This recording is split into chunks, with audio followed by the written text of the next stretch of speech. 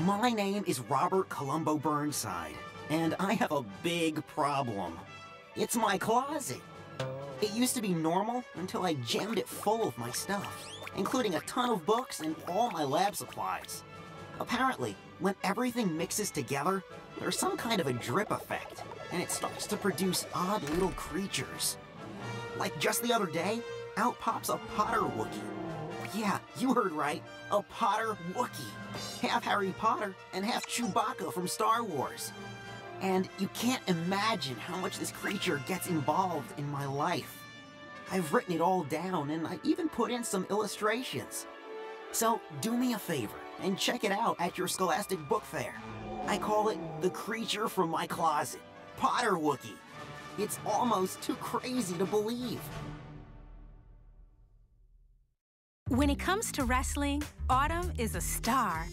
She wants two things, a national title and Adonis, the boy in the wheelchair. But he's a genius, and she's a jock, struggling with her grades to keep from being kicked off the team. Will Autumn's dreams fall apart? Whatever happens to Autumn, she can deal with it because she is one fierce competitor. I know.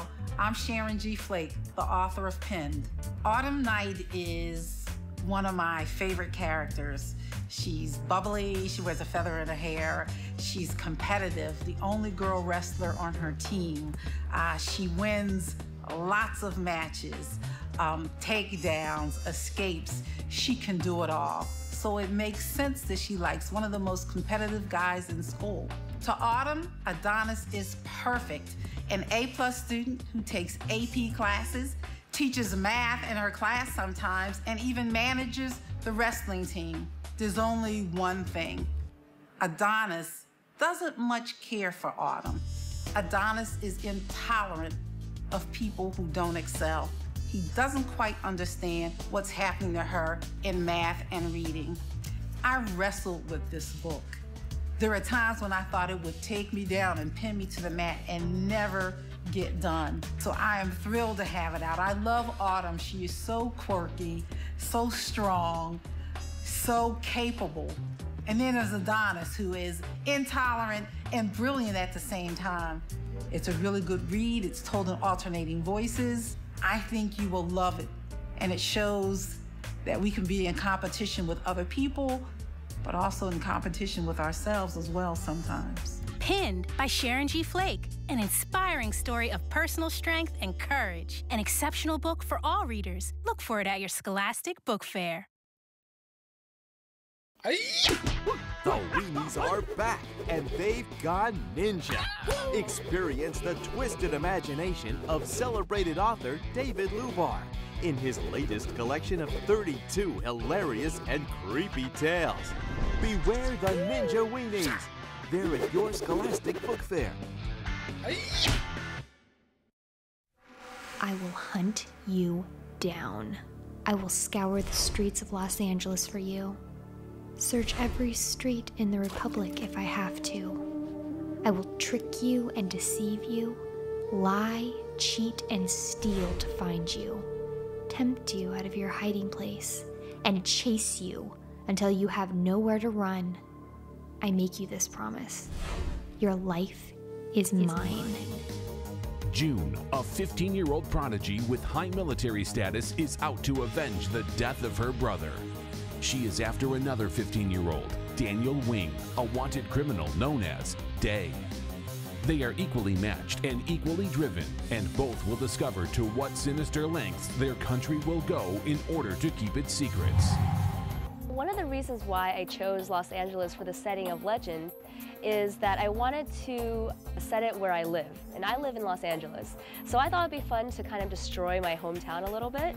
One of the protagonists in Legend is a young boy named Day, and he's from the slums of Los Angeles. And he's only 15 years old, but he's America's most wanted criminal. So he's a little bit of a rascal, and he's a cutie, and he knows it. So he uses it to his every advantage. Now, Day causes a lot of trouble for the Republic, but he tries not to hurt anybody in the process, so it comes to him as a surprise when, early on in the story, he's accused of a murder.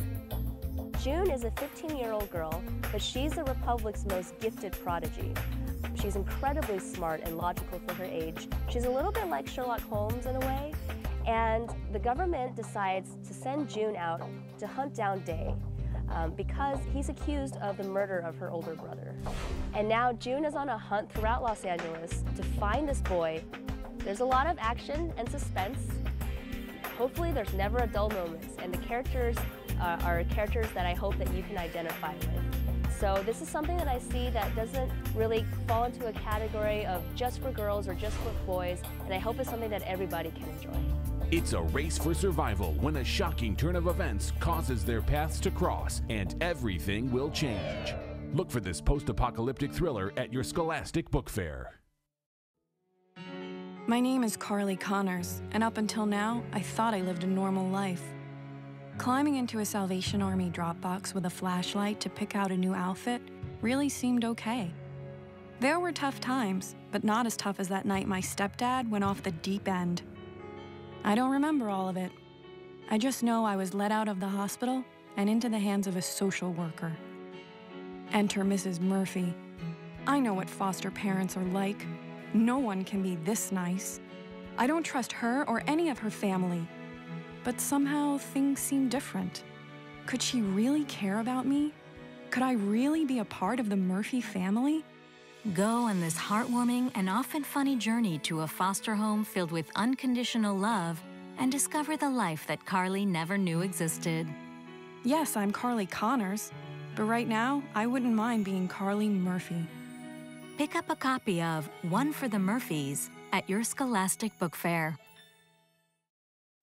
Problem: how do you hide a very large Doberman from the police?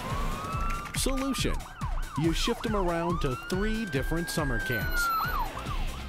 Griffin Bing is back with his team of talented misfits as they spend their summer vacation keeping Luther under wraps. Gordon Corman brings you another hilarious adventure in the Swindle series. Look for Hideout at your Scholastic Book Fair.